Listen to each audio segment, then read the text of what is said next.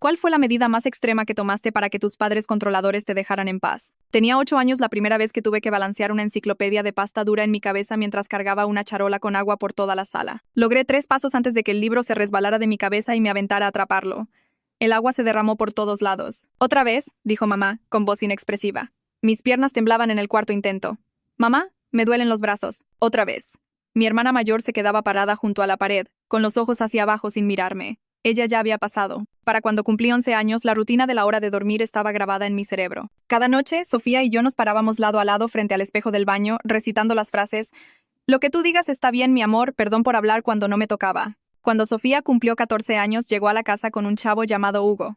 Hugo era educado, abría las puertas, le preguntaba a Sofía sobre su día. Mamá no dijo ni una palabra durante la cena, solo sonreía. Pero en cuanto Hugo se fue, agarró a Sofía del cabello y la arrastró a la cocina. «¿Crees que eres muy lista? ¿Crees que puedes hacerme quedar mal así?» Corrí a mi cuarto y me puse la almohada sobre la cabeza. A la mañana siguiente, Sofía tenía moretones en los brazos y nunca volví a ver a Hugo. 2 semanas después, estaba saliendo con Diego, y Diego le decía qué ponerse.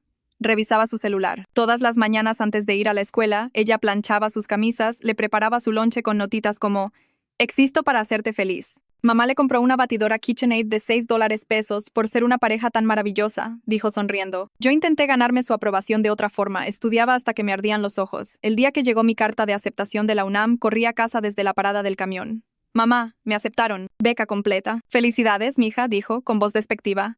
«Pero la verdad me gustaría que pusieras este esfuerzo en encontrar un buen muchacho que te cuide». Antes de que pudiera responder, la agarró y la tiró al triturador de basura. «Mamá, esa es la UNAM». «Sé lo que es, mijita». Volvió a medir la harina. «Pero ya tienes 18 años. Deberías estar pensando en tu futuro, en tu esposo». Una semana después, Sofía llegó a casa con un ojo morado, mal cubierto con corrector. Cuando intenté hablar con ella al respecto, se rió. «Esto, Diego nomás se pone así a veces. La verdad es bien tierno. Significa que no se puede controlar conmigo porque me quiere un montón». Supe que ya la había perdido. A la mañana siguiente, mamá estaba en la mesa de la cocina llorando. «Soy un fracaso», dijo cuando me vio. «Yo soy la única que de verdad te va a querer. Y me odias por eso». Me quedé parada en el marco de la puerta, congelada. De verdad creí que era la peor hija que pudiera existir. Ese verano, conocí a mi novio Roberto. Revisaba mi celular. Me decía que mis amigas eran mala influencia. Me hacía compartir mi ubicación las 24 horas. En el fondo, sabía que estaba mal, pero cuando lo llevé a la casa para el 16 de septiembre, la cara de mi mamá se iluminó. Y por primera vez en 3 años me abrazó. Se sintió como abrazar a una extraña usando la piel de mi madre. Pasaron 4 años. Tomé una clase sobre derechos de las mujeres en la universidad. Fui a terapia, dejé a Roberto por mensaje. Fue entonces cuando conocí a Santiago. Era el hermano mayor de 3 hermanas menores. Me preguntaba qué quería en las citas y plantaba mis flores favoritas solo para poder cortarlas él mismo. La primera vez que lo mencioné a mamá por teléfono, su voz se puso fría. «¿A qué se dedica?» «Es abogado, se especializa en violencia doméstica». «Pues si traes a ese hombre a mi casa, mía, te lo juro». «Mamá, chavos como ese destruyeron la vida de tu prima.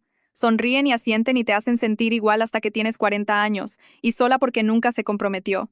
Su voz temblaba. «No lo traigas aquí». Cuando llegó la Navidad y mamá me invitó a cenar, sabía exactamente qué estaba haciendo cuando dije que sí. Pero nada me pudo preparar para lo que vi cuando Sofía abrió la puerta. Moretones mal cubiertos con corrector de la Aurrera caminando con cojera. «MIA», dijo, con voz muy alegre. Santiago solo sonrió, educado y cálido. Mamá apareció en el pasillo. Su cara se puso roja cuando lo vio. Sus ojos cayeron en mi anillo de compromiso. «Mira en lo que te has convertido». Antes de que pudiera responder, estaba gritando. «Has destruido todo lo que te enseñé», y agarró mi mano izquierda. Intenté alejarme, pero su agarre era de fierro. Empezó a torcer el anillo.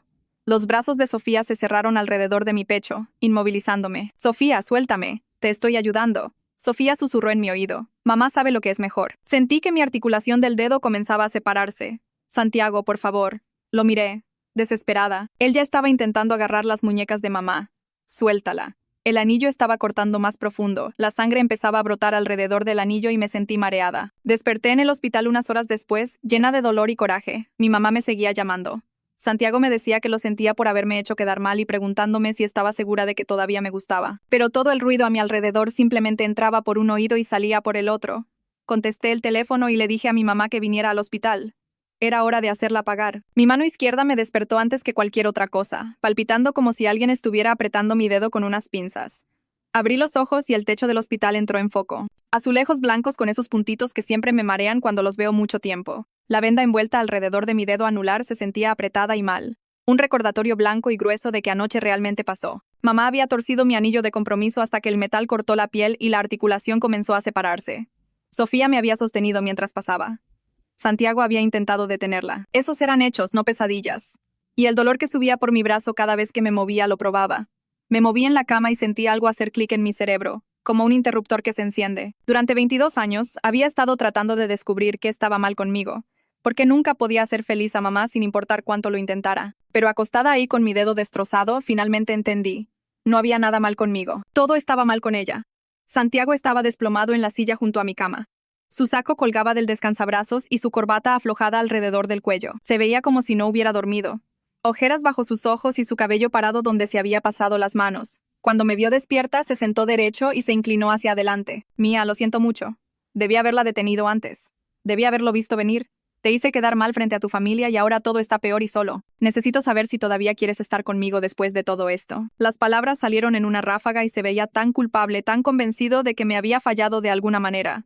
Sentí irritación atravesarme, caliente y aguda, porque todavía no lo entendía. Él no me había hecho quedar mal. Me había salvado. Pero mezclado con la irritación había este sentimiento suave y cálido, porque él estaba aquí, se había quedado toda la noche en una silla incómoda del hospital y le importaba lo suficiente como para preocuparse por mis sentimientos incluso después de ver a mi madre intentar arrancarme el dedo. No me hiciste quedar mal, dije, mi voz ronca por el sueño. Intentaste ayudar. Comenzó a responder, pero mi celular zumbó en la mesita de noche, fuerte e insistente. Luego zumbó otra vez y otra vez. Lo alcancé con mi mano buena y vi 17 llamadas perdidas de mamá.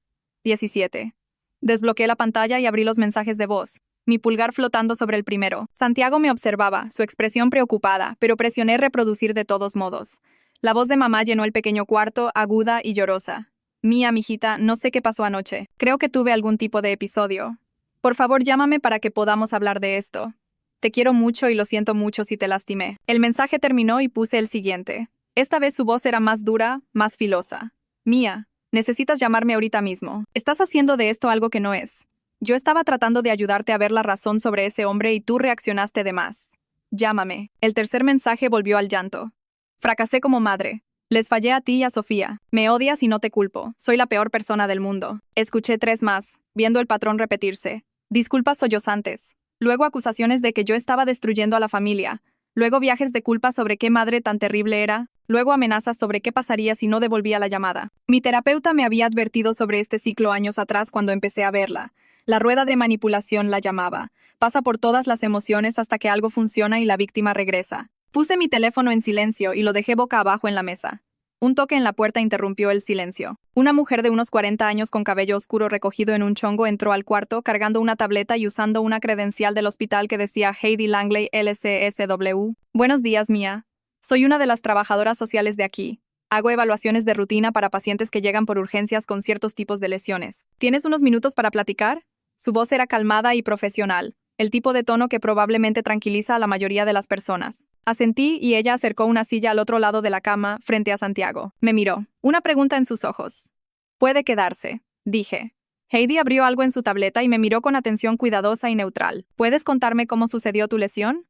Respiré hondo y toda la historia salió. La cena de Navidad en casa de mamá, traer a Santiago aunque mamá me había dicho que no lo hiciera, ver a Sofía con moretones y cojera, mamá gritando cuando vio mi anillo de compromiso, agarrándome la mano y torciendo el anillo mientras Sofía me sostenía por detrás con los brazos cerrados alrededor de mi pecho, el metal cortando más profundo hasta que sentí las articulaciones de mi dedo comenzar a separarse, Santiago intentando quitar las manos de mamá, sangre y mareo, y luego despertar aquí. La expresión de Heidi cambió mientras yo hablaba. La calma profesional se quedó en la superficie, pero por debajo vi algo más agudo, más alerta. Cuando llegué a la parte sobre Sofía sosteniéndome, Heidi dejó de escribir notas y me miró directamente. ¿Tu hermana te inmovilizó físicamente mientras tu madre te estaba lastimando? Sí. ¿Y dijiste que tu hermana tenía moretones visibles y cojeaba cuando llegaste? Sí. Su novio, Diego, le pega. Mamá piensa que está bien que lo haga, que significa que le importa. Heidi estuvo en silencio por un momento, sus dedos quietos en la pantalla de la tableta. Luego dijo, Mía, lo que te pasó anoche fue agresión. Lo sabes, ¿verdad? Algo se acomodó en mi pecho cuando lo dijo en voz alta. Agresión. No un desacuerdo familiar, no mamá teniendo un mal día. No yo reaccionando de más. Agresión. Lo sé, dije, y voy a hacerla pagar por ello. Las palabras me sorprendieron cuando las dije, pero las sentía completamente. Por primera vez en mi vida me sentía clara sobre lo que necesitaba hacer. Iba a documentar todo. Iba a presentar cargos. Iba a dejar de protegerla de las consecuencias de sus acciones. Se sentía aterrador y liberador al mismo tiempo, como saltar de un precipicio y darme cuenta de que podía volar. Heidi asintió lentamente. Te voy a conectar con algunos recursos. Servicios de defensa de víctimas. Ayuda legal si la necesitas. Consejería específicamente para sobrevivientes de violencia familiar. No tienes que tomar decisiones ahorita, pero quiero que sepas qué opciones existen. Pasó 10 minutos revisando diferentes servicios, anotando números de teléfono y direcciones de sitios web en un papel con membrete del hospital. Cuando se fue, Santiago acercó su silla a la cama y tomó mi mano buena con cuidado. Mía, necesito decirte algo sobre el lado legal de esto. Su voz era gentil pero seria. No puedo representarte en la corte. Fui testigo de la agresión, lo que significa que tendría que testificar en cualquier caso que presentes. Eso crea un conflicto de intereses. No puedo ser tu abogado y alguien que tiene que testificar sobre lo que pasó. Sentí mi pecho hundirse un poco. Que Santiago manejara todo habría sido más fácil, más seguro, pero siguió hablando. Lo que sí puedo hacer es encontrarte al mejor abogado de derechos de víctimas de la ciudad. Alguien que se especialice en casos de violencia familiar y sepa cómo navegar el sistema. Te voy a apoyar en cada paso. Voy a estar ahí en cada reunión y cada fecha en la corte, pero alguien más necesita ser tu abogado. Apretó mi mano. Te prometo que vas a tener la mejor representación posible. Antes de que pudiera responder, una enfermera entró a revisar mis signos vitales. Era joven, tal vez de finales de sus 20, con movimientos eficientes y ojos amables. Después de terminar con el brazalete de presión y la revisión de temperatura, sacó una cámara. Necesito tomar algunas fotos de tu lesión para el expediente médico, explicó. ¿Está bien? Asentí y desenvolví la venda de mi dedo, tratando de no ver lo que había debajo. La enfermera posicionó mi mano bajo la luz del techo y comenzó a tomar fotos desde diferentes ángulos. Primeros planos de donde el anillo había cortado la piel, tomas más amplias mostrando la inflamación alrededor de la articulación, fotos de los moretones que se habían extendido por mi palma. Me obligué a ver la pantalla de la cámara mientras trabajaba, forzándome a ver el daño claramente. La laceración era profunda, una línea roja oscura que rodeaba mi dedo donde el anillo se había torcido. La piel alrededor estaba morada y amarilla e inflamada a casi el doble de su tamaño normal. Ver las imágenes me hizo sentir expuesta y vulnerable, como si me estuviera viendo desde fuera de mi propio cuerpo. Pero sabía que necesitaba esta evidencia. Estas fotos importarían después, en la corte o reportes policíacos, o donde sea que esto terminara. La enfermera terminó y volvió a envolver la venda con cuidado. Vas a necesitar ver a un especialista de mano para seguimiento, dijo. El doctor te dará una referencia antes de que te den de alta. Después de que se fue, tomé mi teléfono y me quedé viendo la información de contacto de mamá. Mi pulgar flotaba sobre el botón de llamada. Santiago me observaba pero no decía nada, dejándome tomar mi propia decisión. Respiré hondo y presioné llamar. Mamá contestó al primer timbrazo. Mía, ay Dios mío, estaba tan preocupada. ¿Estás bien? ¿Dónde estás? Su voz estaba gruesa con falsa preocupación, goteando con esa dulzura falsa que solía hacerme dudar de mí misma. Ya no más. Estoy en el hospital, dije, manteniendo mi voz calmada y firme. Si quieres platicar, puedes venir aquí. Claro, voy para allá ahorita. ¿Qué hospital? Te llevo algunas cosas de la casa, ropa limpia, y... Solo ven al hospital, mamá. Hablamos aquí. Le di el nombre y número de cuarto, luego terminé la llamada antes de que pudiera decir algo más. Santiago me miró con preocupación y tal vez un poco de confusión. ¿Estás segura de esto? Necesito testigos, dije. Si viene aquí, hay enfermeras y seguridad y tú. No puede torcer esto en algo más si otras personas ven qué pasa. Asintió lentamente, entendiendo. Inteligente. Esperamos. Revisaba la hora en mi teléfono obsesivamente, viendo los minutos pasar. Santiago me trajo agua de la jarra en la mesita de noche y me ayudó a sentarme más cómodamente en la cama. Mi mano seguía palpitando, un recordatorio constante de por qué estábamos haciendo esto. 2 horas después, escuché su voz en el pasillo antes de verla. Ese tono particular que usaba cuando quería algo de alguien, brillante y amigable y completamente falso. Luego apareció en la puerta y tuve que luchar contra el impulso de encogerme en la cama. Estaba vestida perfectamente, vestido azul marino con un collar de perlas, cabello peinado, maquillaje impecable. Cargaba un ramo enorme de flores, rosas y lirios blancos, el tipo de arreglo que probablemente costó $4. Su expresión era de madre preocupada, ojos suaves y labios temblorosos. La actuación era tan convincente que por un segundo me pregunté si había imaginado todo, si tal vez sí había reaccionado de más y todo esto era mi culpa. Luego miré mi dedo vendado y la duda se evaporó. «Ay, Mía», dijo mamá, corriendo a la cama. Intentó poner las flores e intentar alcanzarme al mismo tiempo. Estaba tan preocupada. «Déjame ver tu mano. ¿Te duele?» «¿Qué dijo el doctor?» Siguió hablando. Un flujo constante de preguntas preocupadas, pero sus ojos seguían volteando a ver a Santiago. Me quería sola. Podía verlo en cómo se posicionaba, angulando su cuerpo para bloquearlo. «Tal vez deberíamos hablar en el pasillo», sugirió, «o en la cafetería. Seguro te gustaría salir de este cuarto un rato». «No», dije, «podemos hablar aquí».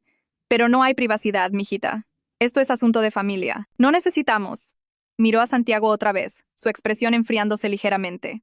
No necesitamos público. Santiago se queda, dije. ¿Y hablamos aquí o no hablamos para nada? La sonrisa de mamá se apretó, pero se sentó en la silla que Heidi había usado antes. Puso las flores en el alféizar de la ventana y juntó sus manos en su regazo. La imagen de una madre preocupada. Está bien. Lo que te haga sentir cómoda. Ahora, sobre anoche, creo que las dos nos pasamos un poco. Las emociones estaban altas y... Me agrediste, dije. Las palabras salieron calmadas y claras. Agarraste mi mano y torciste mi anillo de compromiso hasta que cortó mi piel y separó la articulación de mi dedo. Sofía me sostuvo mientras lo hacías. Eso es agresión, mamá. Y estoy considerando presentar cargos. La máscara se agrietó solo por un segundo. Vi su cara real debajo, furia, pura y fría. Luego la alisó de vuelta y su voz subió aguda y fuerte. Eso no es lo que pasó. Estás torciendo todo. Yo estaba tratando de protegerte de cometer un error terrible y te pusiste histérica. Tú te jalaste y te lastimaste sola. Eso no es cierto, dijo Santiago en voz baja. La cabeza de mamá giró hacia él. Tú no te metas en esto. Esto es entre mi hija y yo. Ya hiciste suficiente daño, llenándole la cabeza con tus tonterías feministas, poniéndola contra su propia familia. Señora, necesita bajar la voz, dijo un guardia de seguridad desde la puerta. No había visto a Santiago hacer señas a nadie, pero ahí estaba, un oficial de seguridad del hospital en su uniforme azul. Mamá inmediatamente cambió de táctica. La rabia desapareció y las lágrimas llenaron sus ojos. Por favor, solo estoy tratando de hablar con mi hija. Está teniendo algún tipo de crisis y estoy tratando de ayudarla. No está pensando con claridad. Necesita ayuda. El guardia de seguridad me miró, luego a mi mano vendada, luego de vuelta a mamá. Señora, hay un reporte archivado sobre una agresión. Voy a tener que pedirle que se vaya. ¿Un reporte? ¿Presentó un reporte contra mí? ¿Su propia madre? Mamá se paró, su voz subiendo otra vez. Mía, ¿cómo pudiste hacerme esto? Después de todo lo que hice por ti. Todos los sacrificios que hice. Necesita irse ahora, dijo el guardia, su tono firme pero no agresivo. Mamá me miró por un largo momento. Le sostuve la mirada y no la aparté, no me disculpé. No retrocedí. Finalmente, agarró su bolsa y salió del cuarto con paso majestuoso, el guardia siguiéndola. Podía escuchar su voz haciendo eco por el pasillo, diciéndole a quien escuchara sobre su hija malagradecida que estaba teniendo una crisis nerviosa. Santiago acercó su silla y tomó mi mano buena otra vez. Ninguno de los dos dijo nada por un rato. Mi corazón latía fuerte y mis manos temblaban ligeramente, pero debajo del miedo había algo sólido y firme. Lo había hecho. La había confrontado con testigos presentes. Había llamado a su comportamiento lo que realmente era y no había retrocedido. Unos 20 minutos después de que mamá se fue, un detective tocó en el marco de la puerta. Tenía tal vez 40 años, usando un traje arrugado y cargando una libreta de cuero gastada. Se presentó como el detective Keith Bailey y preguntó si estaba lista para dar una declaración. Asentí y Santiago movió su silla ligeramente para darnos espacio, pero se quedó lo suficientemente cerca para escuchar todo. Bailey sacó una pluma y comenzó a hacer preguntas de esta manera calmada y metódica que me hizo sentir que realmente me creía. Lo guié por toda la cena de Navidad, empezando desde cuando llegamos, y Sofía abrió la puerta con esos moretones. Describí la cara de mamá cuando vio a Santiago, cómo se puso roja y tensa. Le dije exactamente qué dijo antes de agarrarme la mano. Bailey escribió todo, pidiéndome que repitiera ciertas frases palabra por palabra. Cuando llegué a la parte sobre Sofía sosteniéndome por detrás, mi voz tembló ligeramente, pero seguí. Describí la presión de mamá torciendo el anillo, la sensación de mi piel desgarrándose, la sangre empezando a brotar. Bailey preguntó sobre Santiago tratando de intervenir y confirmé que había estado tratando de jalar las muñecas de mamá. Toda la declaración tomó tal vez 40 minutos y al final mi garganta se sentía cruda de tanto hablar. Bailey me agradeció y dijo que estaría en contacto, luego me entregó su tarjeta con su número directo escrito en la parte de atrás. Después de que se fue, Santiago me ayudó a recoger mis cosas del cuarto del hospital. Mi teléfono había estado cargando en el alféizar de la ventana y cuando lo recogí, vi 3 llamadas perdidas de mamá y un mensaje de Sofía. Abrí el mensaje primero. Decía exactamente como algo que mamá escribiría, pero con el nombre de Sofía. Asustaste tanto a mamá que ha estado llorando todo el día. Por favor, solo discúlpate y podemos arreglar esto. Mi estómago se revolvió al leerlo. Prácticamente podía escuchar a mamá parada sobre el hombro de Sofía dictando cada palabra. La parte de por favor solo discúlpate me hizo querer aventar mi teléfono por el cuarto. Se lo mostré a Santiago sin decir nada y él lo leyó, su mandíbula apretándose. Sugirió que le tomara captura y se la enviara a Bailey. Así que lo hice de inmediato. Luego apagué mi teléfono completamente porque no podía manejar más mensajes. Esa noche en mi departamento abrí mi laptop y comencé un documento nuevo. Lo titulé Documentación de Condicionamiento Infantil y comencé a escribir todo lo que podía recordar. El balance de la enciclopedia vino primero porque ese recuerdo era tan claro y agudo. Describí estar parada en la sala a los 8 años, mis brazos temblando, agua derramándose por todos lados. Escribí sobre la recitación de frases a la hora de dormir, parada frente al espejo del baño con Sofía, repitiendo esas oraciones horribles hasta que eran automáticas. Documenté los castigos por hablar fuera de turno, la forma en que mamá se ponía silenciosa y fría por días si yo cuestionaba algo. Escribí sobre ella tirando mi carta de aceptación de la UNAM al triturador de basura. Cada recuerdo que escribía hacía que mi pecho se sintiera más apretado, pero seguí, agregando detalle tras detalle. Para cuando paré, el documento tenía 8 páginas y ya pasaba de medianoche. Mi dedo lastimado palpitaba de tanto escribir, pero sentí que había logrado algo importante. Guardé 3 copias en diferentes lugares y me mandé una por correo. A la mañana siguiente, Santiago hizo el desayuno mientras yo llamaba al consultorio de mi terapeuta. La recepcionista dijo que tenían un espacio de emergencia disponible esa tarde si podía ir. Lo tomé inmediatamente, aliviada de tener un lugar donde procesar todo lo que estaba pasando. Después de colgar, Santiago mencionó que se había contactado con un colega que se especializaba en casos de violencia familiar. Su amigo había recomendado a un abogado llamado Gerardo Whitney que aparentemente tenía un historial sólido con órdenes de protección y casos de agresión. Santiago ya le había enviado a la oficina de Whitney un resumen breve de lo que pasó y respondieron diciendo que podían reunirse conmigo la próxima semana. Saber que tendría representación legal real hizo que la ansiedad constante en mi pecho se aliviara ligeramente. Ya no estaba haciendo esto sola. Tenía profesionales que entendían cómo funcionaban estos casos y podían guiarme por el proceso. Alrededor del mediodía, mi teléfono comenzó a zumbar constantemente con notificaciones. Lo había aprendido para revisar mensajes del trabajo e inmediatamente me arrepentí. Mamá había publicado algo en Facebook sobre hijos malagradecidos que rompen el corazón de su madre después de todo lo que han sacrificado. No me nombró directamente, pero todos sabían exactamente a quién se refería. En 2 horas, tenía 17 mensajes de tías, tíos, primos, todos preguntando qué estaba pasando o diciéndome que necesitaba disculparme con mi madre. Algunos eran más agresivos, llamándome egoísta y cruel. Leí 3 de ellos antes de que mis manos empezaran a temblar. Luego fui a configuraciones y apagué todas las notificaciones de redes sociales. Redacté una respuesta en mi cabeza defendiéndome y explicando lo que realmente pasó, pero me detuve antes de escribir algo. Cualquier cosa que dijera públicamente podía ser torcida o usada en mi contra después. Mejor quedarme en silencio y dejar que el proceso legal hablara por sí mismo. 2 días después manejé al juzgado en el centro. Mi mano todavía estaba vendada y dolía agarrar el volante correctamente. Adentro, el edificio era frío e institucional con detectores de metal y guardias revisando bolsas. Encontré la oficina del secretario y pedí los papeles para presentar una orden de protección temporal. La secretaria, una mujer de aspecto cansado de unos 50 años, me entregó un paquete grueso de formularios y me dirigió a una mesa en la esquina. Me senté y comencé a llenarlos, mi mano temblando mientras marcaba casillas describiendo la violencia. Agresión física, lesión que requirió tratamiento médico, miedo de daño continuo. Había una sección pidiendo descripción detallada del incidente y escribí la agresión de la cena de Navidad lo más claramente que pude, incluyendo el tratamiento hospitalario y las fotografías tomadas de mi lesión. La secretaria revisó todo cuando lo llevé de vuelta. Se aseguró de que había firmado en todos los lugares correctos. Luego lo selló con un sello oficial. Programó una audiencia para 10 días a partir de ahora y explicó que a mamá se le notificaría la orden, lo que significaba que un oficial del sheriff se la entregaría en su casa. Esa parte hizo que mi estómago se volteara porque sabía cómo reaccionaría mamá al recibir papeles legales. Pero también sabía que necesitaba este límite en su lugar. Agradecí a la secretaria y me fui con mi copia de la presentación, el sello oficial haciendo que todo se sintiera de repente muy real. El detective Bailey me llamó 3 días después de esa primera entrevista. Necesitaba una declaración de seguimiento con más detalles específicos sobre citas exactas y la secuencia precisa de eventos. Me senté en mi mesa de cocina con mis notas del hospital y lo guié otra vez. Me pidió recordar las palabras exactas de mamá cuando vio a Santiago. Le dije que había dicho mira en lo que te has convertido, justo antes de empezar a gritar sobre destruir todo lo que me había enseñado. Preguntó sobre las palabras de Sofía mientras me sostenía y repetí te estoy ayudando y mamá sabe lo que es mejor, exactamente como las recordaba. Bailey hizo preguntas aclaratorias sobre la línea de tiempo, quién agarró a quién primero, cuánto duró todo el incidente. Estimé tal vez 2 o 3 minutos desde que mamá agarró mi mano hasta que Santiago logró que me soltara. Bailey escribió todo en su libreta de esta manera cuidadosa y metódica que me hizo sentir que estaba construyendo un caso real. Antes de colgar, mencionó que también estaría entrevistando a Santiago por separado para obtener su testimonio de testigo. A la mañana siguiente, encontré una bolsa de lona afuera de la puerta de mi departamento. Sin toque, sin nota afuera, solo esta bolsa recargada contra el marco. La llevé adentro y la abrí con cuidado. Viejas fotos familiares se derramaron. Docenas de ellas de toda mi infancia. Había una nota encima con la letra de Sofía que decía, no hagas esto, por favor, nos estás destrozando.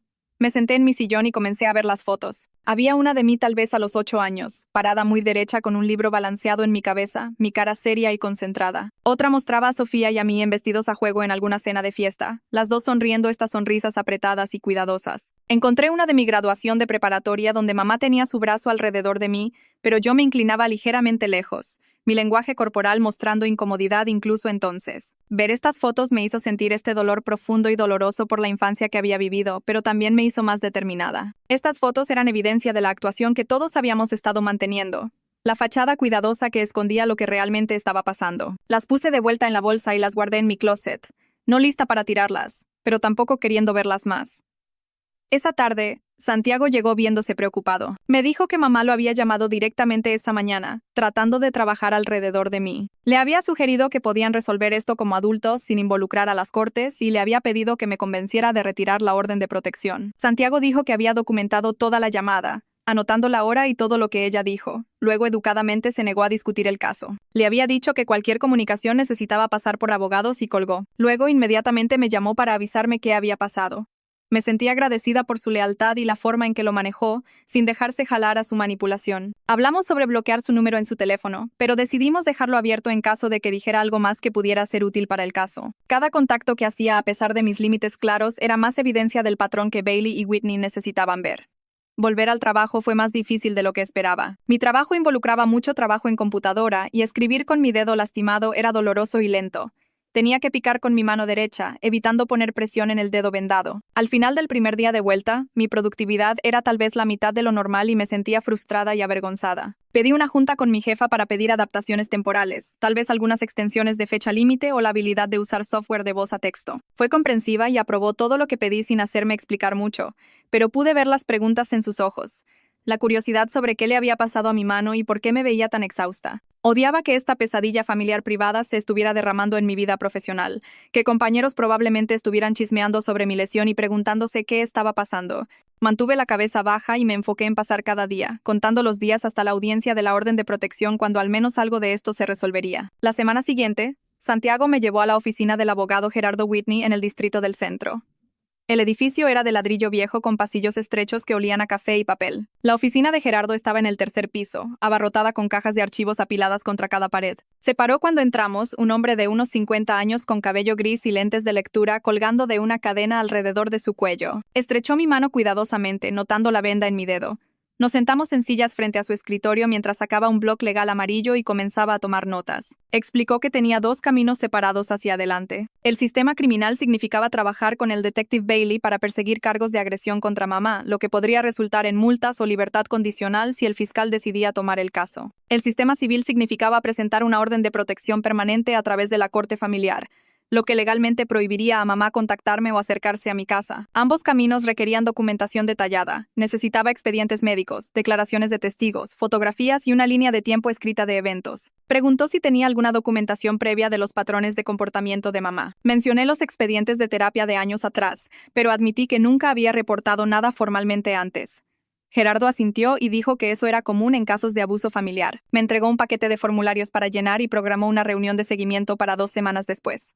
La consulta duró 90 minutos y costó $6, que Santiago insistió en pagar. Salimos de la oficina y me sentí aliviada de tener ayuda profesional y abrumada por cuánto trabajo había por delante. Esa noche me senté en mi mesa de cocina con mi laptop y comencé a compilar las frases de condicionamiento infantil en una declaración escrita. Abrí un documento en blanco y me quedé viendo el cursor por varios minutos antes de poder escribir la primera línea. Lo que tú digas está bien, mi amor. Perdón por hablar cuando no me tocaba. Las frases regresaron tan fácilmente, como si hubieran estado quemadas en mi cerebro. Describí los ejercicios de balance de enciclopedia, los ejercicios de charola con agua, parada contra la pared por horas si nos encorvábamos. Escribí sobre las recitaciones del espejo a la hora de dormir y cómo Sofía y yo practicaríamos hasta que nuestras voces se volvían planas y automáticas. Leer mis propias palabras se sintió extraño y distante, como si estuviera viendo la infancia abusiva de alguien más en lugar de la mía. Tuve que parar después de la primera página porque mis manos estaban temblando y las lágrimas goteaban en el teclado. Me levanté y caminé alrededor del departamento, hice té, regresé y escribí otro párrafo. El documento creció a 5 páginas en 3 horas. Lo guardé y cerré la laptop, sintiéndome drenada y en carne viva. Santiago llamó para ver cómo estaba y le dije que había terminado la declaración. Dijo que estaba orgulloso de mí. Me fui a dormir, pero no pude. mi mente reproduciendo todas esas sesiones de entrenamiento y la voz plana de mamá diciendo otra vez, otra vez, otra vez. 2 días después tuve mi sesión de terapia semanal. Mi consejera escuchó todo lo que había pasado desde Navidad y luego comenzó a darme lenguaje para lo que había experimentado. Dijo que los patrones de comportamiento de mamá encajaban en definiciones de enmeshment, donde una madre trata a su hija como una extensión de sí misma en lugar de una persona separada. Explicó control coercitivo, el patrón sistemático de dominación a través de aislamiento, monitoreo y degradación. Llamó al entrenamiento infantil condicionamiento sistemático, diseñado para romper mi sentido de ser y reemplazarlo con obediencia reflexiva. Escuchar estos términos clínicos hizo que algo hiciera clic en mi cerebro. No era solo mala crianza o estrictez. Era abuso calculado con un objetivo específico. Mi consejera me enseñó un guión de límites para usar si mamá intentaba contactarme otra vez. El guión era simple. No voy a discutir esto contigo. Si me contactas otra vez, lo voy a documentar y proporcionarlo a mi abogado. Esta conversación se acabó. Practicamos decirlo en voz alta hasta que las palabras se sintieron naturales en mi boca en lugar de aterradoras. Me recordó que establecer límites no era cruel, era autopreservación. Salí de la sesión sintiéndome más sólida y con la cabeza más clara de lo que había estado en semanas. A la mañana siguiente, desperté a un mensaje de texto de Diego. Era largo y amenazante, alegando que yo estaba esparciendo mentiras sobre Sofía y destruyendo su relación.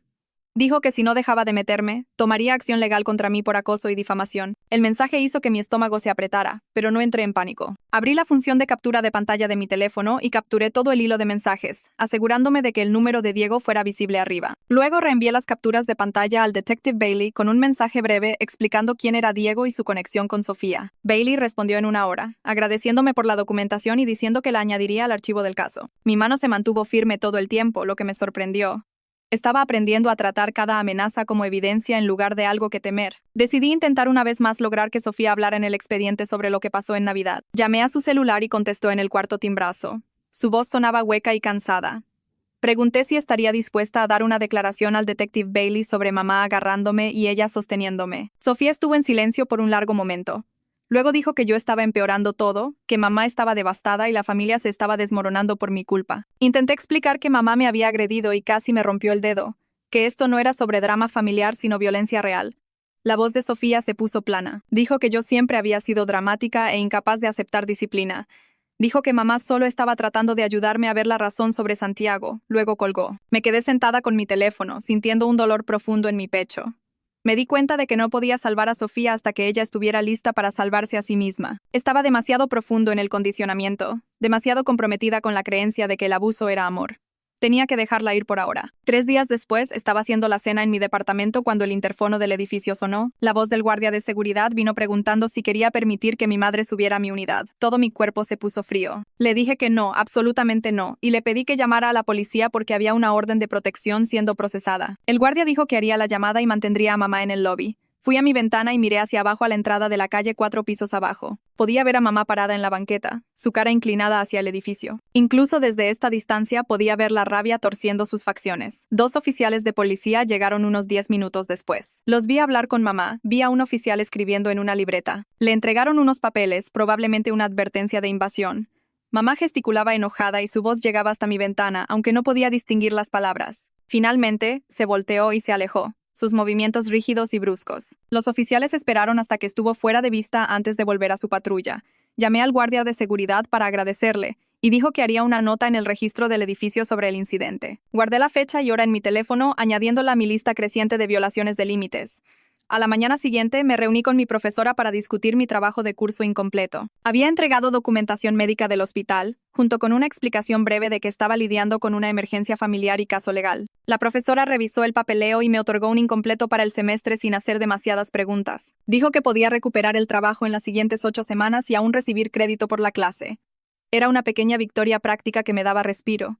No tendría que elegir entre mi caso legal y reprobar la escuela. Le agradecí y salí de su oficina sintiendo que al menos una parte de mi vida era manejable. El detective Bailey llamó a Santiago esa tarde solicitando una breve declaración de testigo sobre lo que observó durante la agresión de Navidad. Santiago se reunió con Bailey en la estación de policía y proporcionó un relato neutral y factual. Describió llegar a la casa, ver las lesiones de Sofía, la reacción de mamá al anillo de compromiso y luego la agresión misma. Se apegó a hechos observables sin agregar sus opiniones sobre el carácter de mamá o nuestras dinámicas familiares. Cuando Santiago me contó sobre la declaración después, me sentí agradecida de que entendiera cómo navegar el sistema legal sin complicar las cosas. Su experiencia profesional significaba que sabía exactamente cuánto decir y qué dejar fuera. Tarde esa noche no pude dormir otra vez. Me acosté en la cama viendo el techo hasta las 2 de la mañana, luego finalmente me rendí y abrí mi teléfono. Pasé por viejos mensajes de voz que mamá me había dejado a lo largo de los años, mensajes que había guardado sin realmente saber por qué. Los escuché uno por uno. El patrón era tan claro que me hizo sentir enferma. Cada mensaje seguía el mismo ciclo. Primero, la disculpa sollozante. Lo siento tanto, mijita. Es que te quiero mucho. Nunca quise lastimarte. Luego la acusación. Pero de verdad no debiste haber hecho eso. ¿Sabes cómo me molesta cuando ignoras mis consejos? Luego el viaje de culpa. Soy tu madre. Soy la única que de verdad te va a querer. Todos los demás se van a ir, pero yo siempre voy a estar aquí. Luego la amenaza, sutil pero inconfundible. Solo espero que te des cuenta de lo que estás tirando antes de que sea demasiado tarde. El ciclo se repetía sin fin a través de docenas de mensajes abarcando años. Reconocer el patrón me ayudó a dejar de culparme por nunca ser suficientemente buena. El juego estaba arreglado desde el principio. No había forma de ganar porque las reglas seguían cambiando para asegurar que siempre fallara. Me reuní con Gerardo otra vez la semana siguiente. Había revisado toda mi documentación y tenía consejos sobre estrechar el enfoque del caso. Dijo que tratar de abordar toda la infancia de abuso sería demasiado complicado para la corte. Los jueces necesitaban incidentes claros y comprobables con fechas específicas y testigos.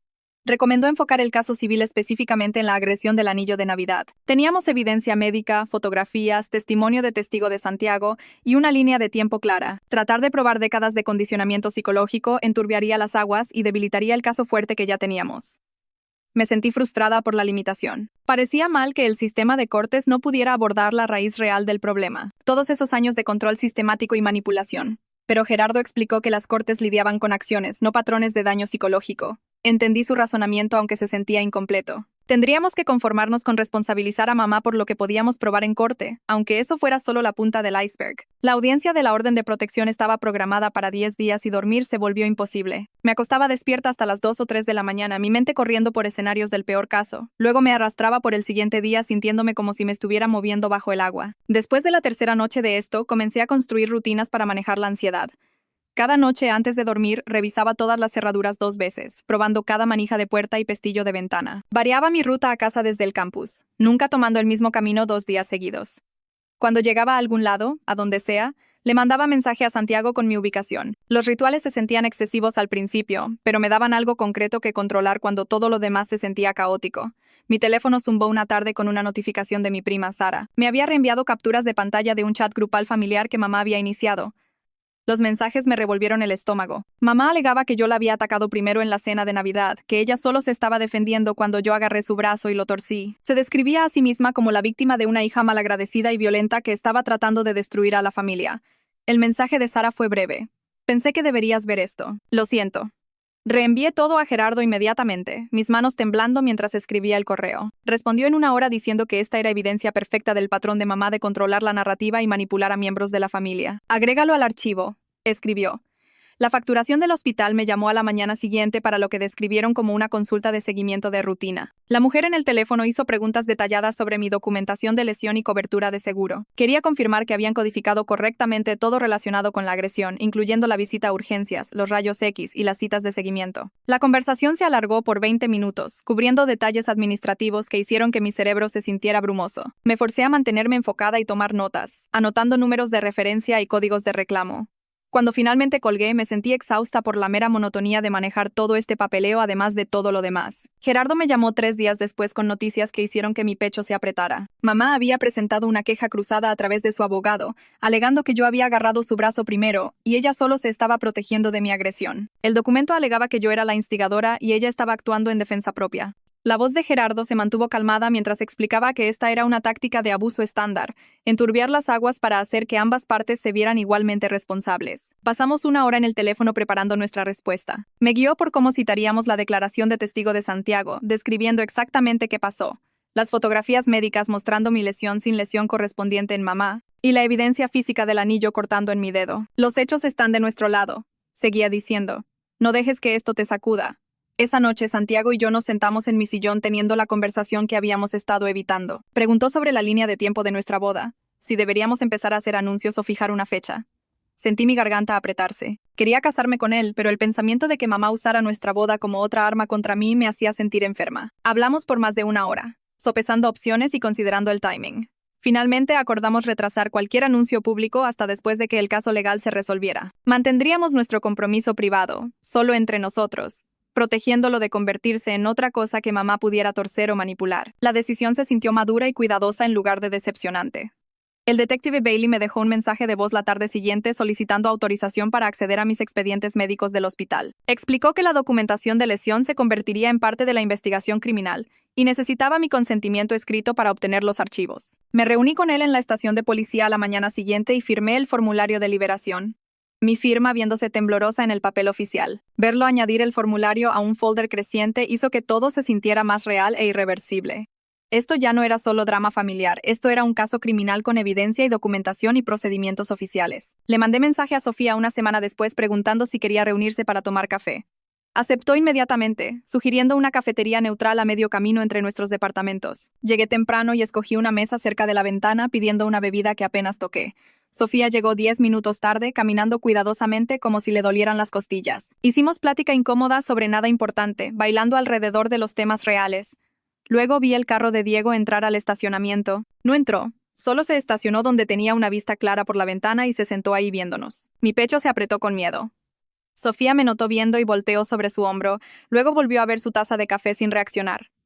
Duré 10 minutos antes de que no pudiera aguantar más. Puse una excusa sobre recordar una cita y me fui, mis manos temblando mientras caminaba a mi carro. Tan pronto como estuve segura lejos, me hice a un lado y le mandé mensaje al detective Bailey sobre lo que pasó, describiendo el carro de Diego y su comportamiento de intimidación. Bailey respondió al día siguiente diciendo que había archivado un reporte oficial sobre el incidente. Explicó que el comportamiento de Diego encajaba en un patrón de acoso familiar e intimidación y tenerlo documentado creaba un rastro de papel. Leer su mensaje me hizo sentir menos loca.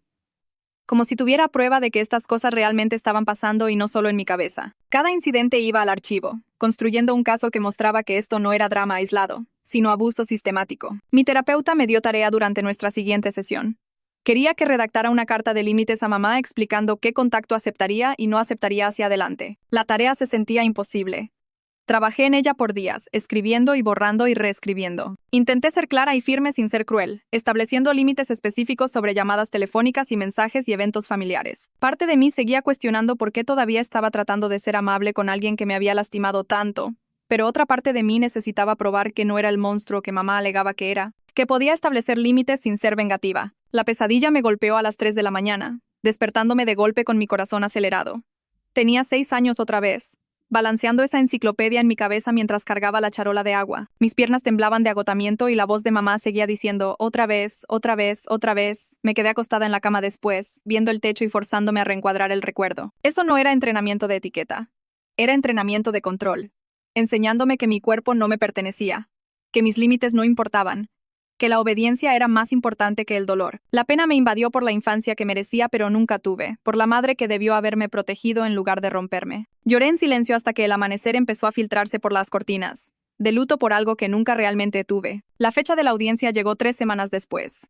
Me senté en el pasillo del juzgado en una banca de madera dura, viendo a mamá a través de las puertas de vidrio del área de espera. Se veía perfecta, cabello arreglado, maquillaje sutil pero pulido, usando un vestido azul marino que decía madre respetable. Se secaba los ojos con un pañuelo aunque podía ver desde donde estaba sentada que su cara estaba completamente seca. Cada pocos minutos volteaba hacia el pasillo, revisando si alguien estaba viendo su actuación.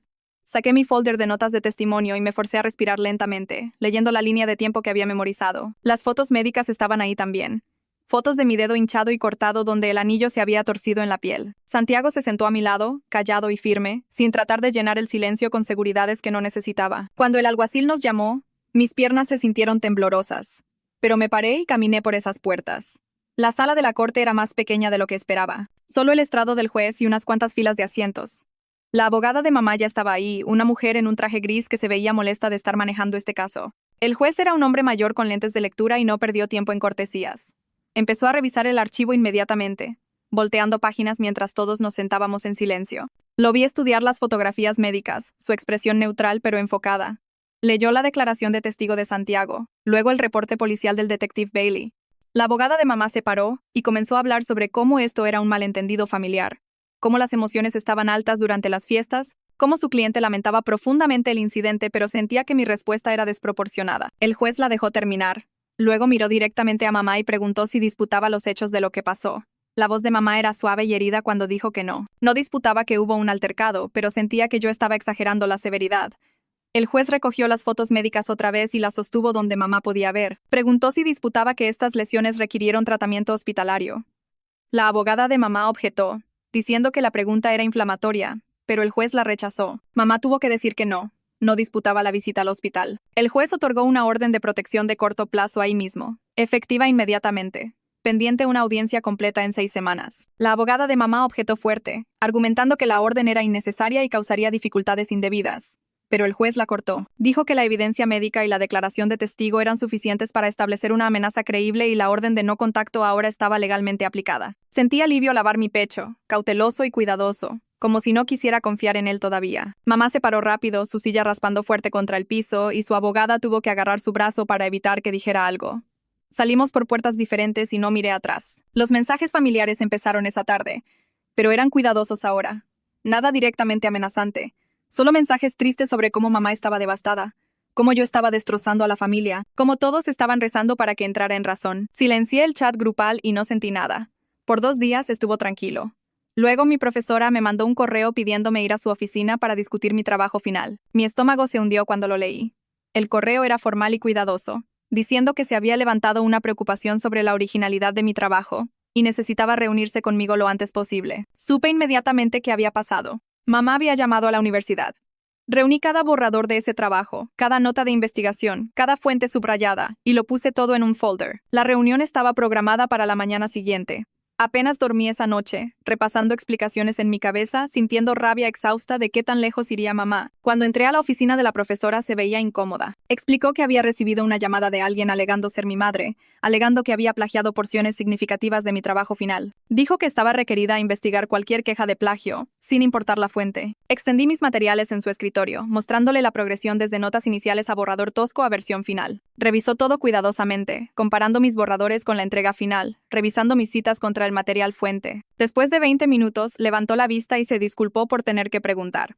Dijo que la queja claramente no tenía fundamento, y lo documentaría en sus registros. Salí de su oficina sintiéndome validada, pero completamente drenada, como si acabara de defenderme contra una acusación que nunca debía haber enfrentado. Esa noche Santiago vino con comida para llevar, y nos sentamos en mi sillón comiendo en silencio por un rato.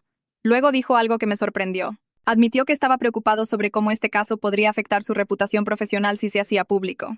Su voz era cuidadosa, como si tuviera miedo de que me enojara, pero aprecié que fuera honesto. Hablamos por más de 1 hora sobre manejar privacidad versus transparencia, sobre qué compartiríamos públicamente y qué se quedaba entre nosotros. Le dije que entendía sus preocupaciones y no esperaba que transmitiera nuestra vida personal para protegerme. Dijo que quería apoyarme completamente, pero necesitaba ser inteligente sobre qué tan visible se hacía en el caso. Acordamos límites claros, escribiéndolos para que ambos supiéramos exactamente qué estaba bien discutir y qué no. Me sentí agradecida de que estuviera dispuesto a ser vulnerable sobre sus preocupaciones en lugar de pretender que todo estaba bien. Al día siguiente, gasté dinero que realmente no tenía mejorando la seguridad de mi departamento.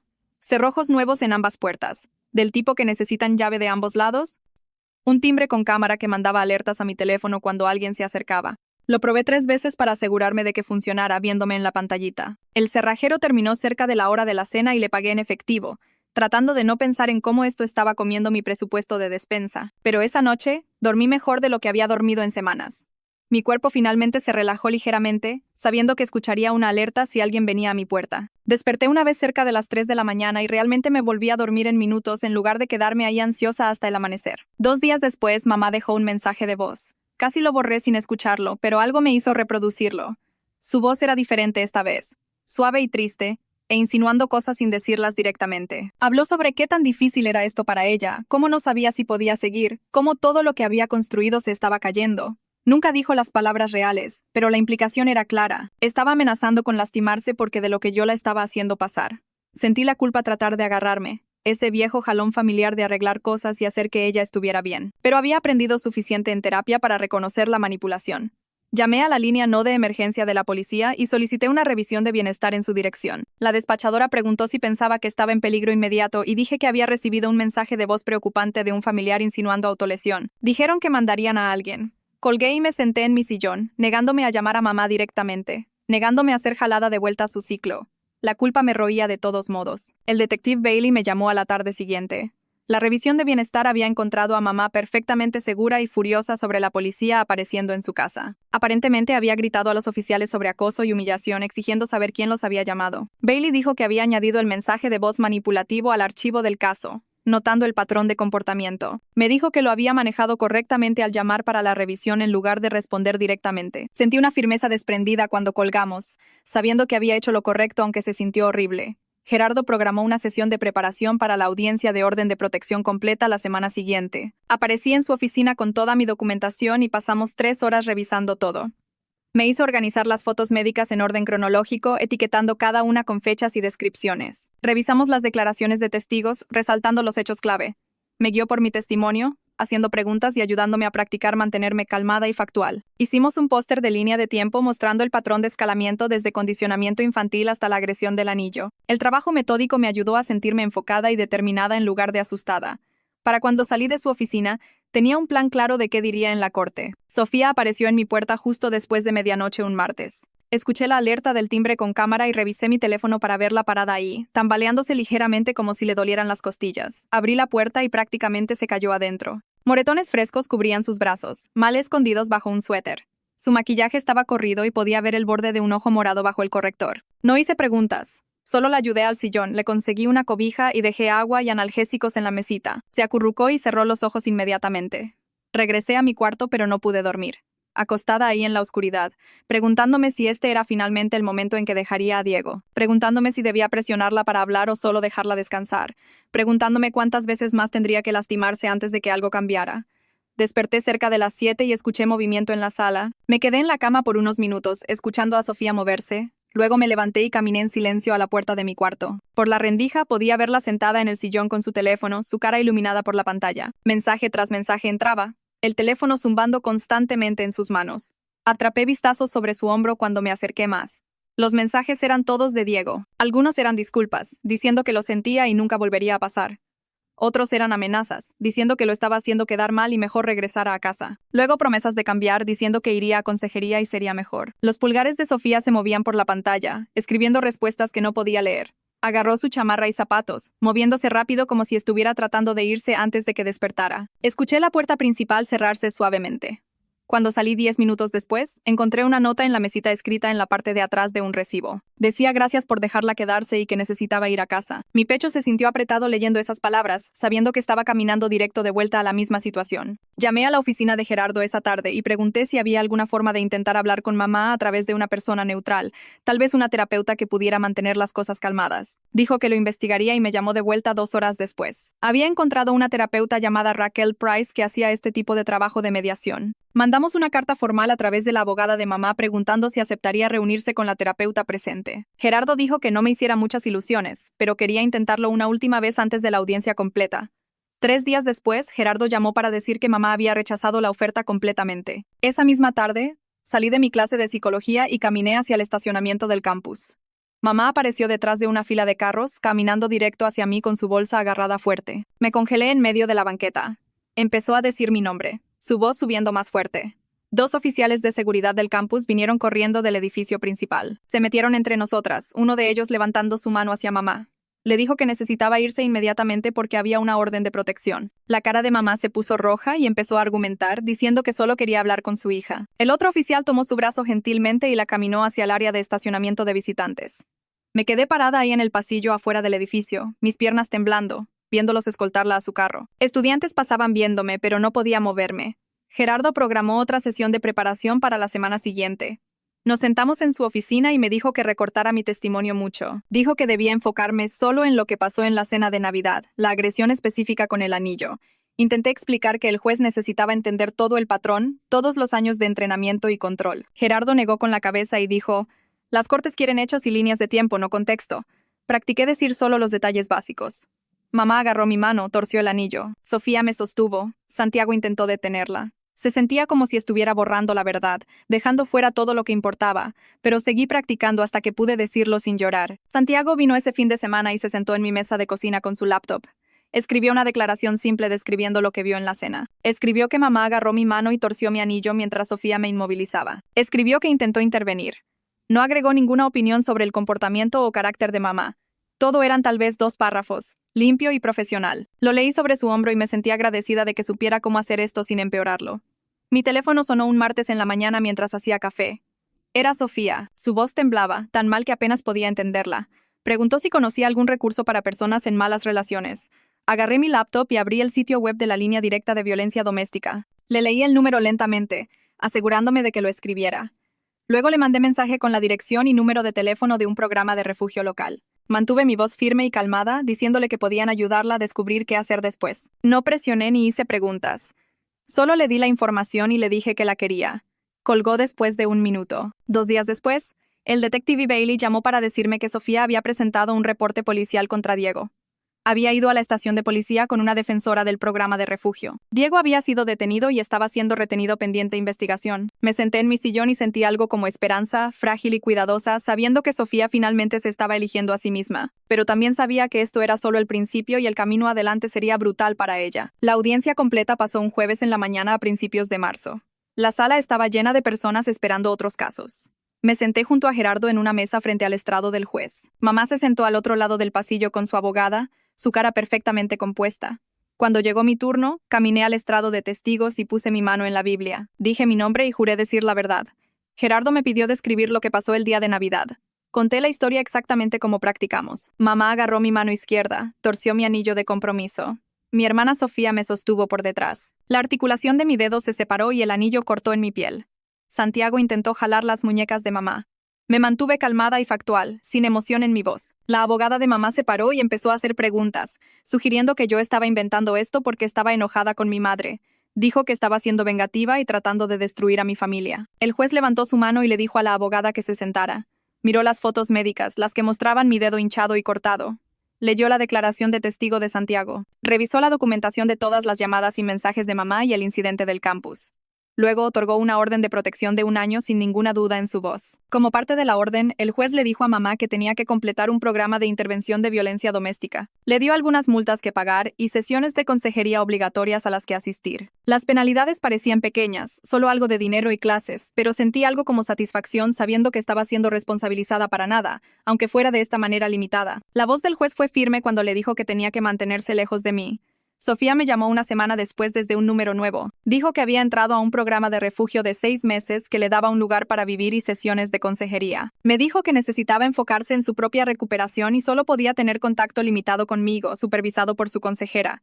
Le dije que entendía y respetaba lo que necesitara. Me sentí cautelosamente optimista de que tal vez podíamos reconstruir algo más saludable eventualmente una vez que tuviera tiempo para sanar. Regresé al campus 3 semanas después de la audiencia para terminar mi trabajo de curso incompleto. La oficina de discapacidades configuró acomodaciones que me permitieron grabar clases en lugar de tomar notas a mano. Mi profesora me dio tiempo extra en tareas y no hizo preguntas cuando aparecí usando un soporte para el dedo. Comencé terapia de mano 2 veces por semana en una clínica cerca de mi departamento. La terapeuta me hacía apretar pelotas de hule y estirar mis dedos contra bandas de resistencia. Los ejercicios dolían, pero los hacía de todos modos. Mi dedo anular ya no se dobla completamente y probablemente nunca lo hará. La cicatriz corre en una línea blanca delgada donde el metal cortó profundo en mi piel. Algunos días me encuentro viéndola y sintiéndome fea, pero la mayoría de los días la veo y pienso en cómo sobreviví a algo que pudo haberme roto completamente. La cicatriz es prueba de que peleé de vuelta y gané. Santiago y yo nos sentamos en mi sillón una noche después de que terminé una sesión de terapia. Preguntó si todavía quería casarnos en la primavera como habíamos planeado antes de que todo esto pasara. Le dije que sí quería casarme con él, pero necesitaba tiempo para enfocarme en terminar la escuela y sentirme segura otra vez. Asintió y dijo que podíamos retrasar la boda 1 año o incluso 2 si eso era lo que necesitaba. La conversación se sintió calmada y madura en lugar de decepcionante. Aprecié que me estaba dejando marcar el paso en lugar de presionar por lo que él quería. Decidimos mantener el compromiso privado y no hacer ningún anuncio grande hasta que estuviera lista. Una carta llegó de la abogada de mamá 2 días después solicitando que ambas firmáramos acuerdos mutuos de no difamación. La carta decía que mamá aceptaría no hablar sobre lo que pasó si yo aceptaba hacer lo mismo. Gerardo me llamó después de que lo revisó y dijo que la solicitud era demasiado amplia y sesgada. Mandó de vuelta una contraoferta diciendo que no discutiría el caso públicamente, pero me reservaba el derecho de hablar sobre mis experiencias en terapia y con amigos cercanos. La abogada de mamá aceptó los términos más estrechos. Me sentí satisfecha con el compromiso, aunque parte de mí quería decirle a todos exactamente qué hizo. Programé una sesión con Raquel Price para redactar mi carta de límites final a mamá. Raquel me ayudó a escribirla en lenguaje claro y firme que no sonara cruel o enojado. La carta decía que estaba abierta a contacto supervisado en el futuro si mamá completaba su programa ordenado por la corte y respetaba mis límites. Listé reglas específicas como no visitas sin anunciar, no llamadas después de las 9 p.m., y no viajes de culpa sobre obligaciones familiares. Mandar la carta se sintió como cerrar un capítulo de mi vida antes de comenzar otro. No esperaba que mamá siguiera las reglas, pero al menos las había establecido claramente. Sofía me mandó mensaje preguntando si podíamos reunirnos en algún lugar neutral con una consejera presente. Escogimos un parque cerca del refugio donde se estaba quedando. Una defensora de violencia doméstica se sentó en una banca cerca mientras Sofía y yo caminábamos el sendero alrededor de un pequeño estanque. No hablamos sobre mamá o Diego o nada pesado. Me contó sobre aplicar a trabajos en negocios locales y yo le conté sobre mis clases para el siguiente semestre. La conversación se sintió cuidadosa y frágil, como si estuviéramos aprendiendo cómo ser hermanas otra vez desde cero. No la presioné para hablar sobre las cosas difíciles. Solo estar en el mismo espacio sin pelear se sintió como progreso. Mi terapeuta regular y yo pasamos una sesión completa hablando sobre duelo. Lloré sobre la madre que necesitaba pero nunca tuve. La madre que habría celebrado mi aceptación de la UNAM en lugar de destruirla. La madre que me habría protegido en lugar de entrenarme para aceptar abuso. Mi consejera me ayudó a entender que estar de luto por esa pérdida no significaba que tenía que buscar reconciliación con la madre que realmente tuve. Me di permiso de elegir mi propio bienestar sobre expectativas familiares. La liberación se sintió más grande de lo que esperaba. Un sábado en la mañana fui a un centro de jardinería y compré macetas y tierra y semillas de flores. Santiago había mencionado una vez que le encantaban los girasoles y la lavanda. Instalé las macetas en mi balcón y planté las semillas cuidadosamente siguiendo las instrucciones en los paquetes. El acto simple de poner mis manos en la tierra y nutrir algo hermoso se sintió como reclamar control sobre mi ambiente. Regaba las macetas cada mañana y observaba los primeros brotes verdes aparecer. Construir la vida que quería se sintió posible cuando me enfocaba en acciones pequeñas y concretas. Gerardo me reenvió una notificación por correo de que mamá se había inscrito en el programa de consejería ordenado por la corte. La notificación decía que había completado 2 sesiones hasta ahora. Leí el correo y lo archivé sin responder. La información era buena de tener, pero no sentí ninguna necesidad de contactarla o reconocer su progreso. Mantener la distancia protectora se sintió más importante que darle elogios por hacer el mínimo que la corte requería. Abrí un documento nuevo en mi laptop y comencé a escribir una actualización para mis propios registros. Mi anillo de compromiso había sido redimensionado para ajustarse a mi dedo sanando y podía usarlo cómodamente ahora. La cicatriz era visible pero desvaneciéndose lentamente. Estaba durmiendo la mayoría de las noches sin pesadillas. Los problemas no habían desaparecido, solo manejados. Y estaba aprendiendo que la seguridad y la paz venían de límites consistentes en lugar de resoluciones perfectas. Santiago y yo estábamos planeando una pequeña ceremonia privada para la próxima primavera con solo sus hermanas y unos amigos cercanos. Sofía estaba 6 semanas en su programa de refugio y haciendo trabajo duro en terapia. Mamá era una figura distante que ya no controlaba mis decisiones ni dictaba mi futuro. La vida no era perfecta ni sanada, pero era mía y eso se sentía suficiente.